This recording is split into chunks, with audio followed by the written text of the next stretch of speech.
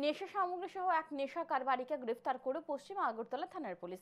রবিবার পশ্চিম আগরতলা থানায় সাংবাদিকদের মুখোমুখি হয়ে সদর মহকুমা পুলিশ আধিকারিক জানান, সুমন দাস নামে এক ব্যক্তি স্কুটিতে করে বটতলা, জয়নগর সহ তার আশপাশ এলাকায় ইয়াবা ট্যাবলেট ও ব্রাউন সুগার বিক্রয় করে, কিন্তু কোনোভাবেই তাকে আটক করা যাচ্ছিল না।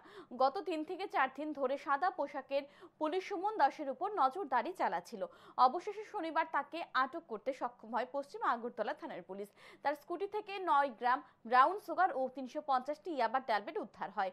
ধৃত সুমন দাসের বিরুদ্ধে এনডিপিএস অ্যাক্টে মামলা রুজু করা হয়েছে। রবিবার পুলিশ রিমান্ডের আর্জি জানিয়ে সুমন দাসকে আদালতে সোপর্দ করে পুলিশ।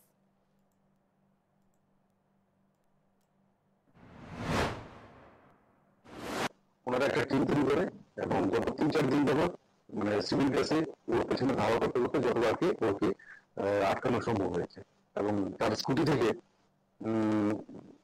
পাওয়া গেছে 9 গ্রাম এবং ইয়াবা ট্যাবলেট 350টি তার স্কুটির মধ্যে এগুলি পাওয়া যায়।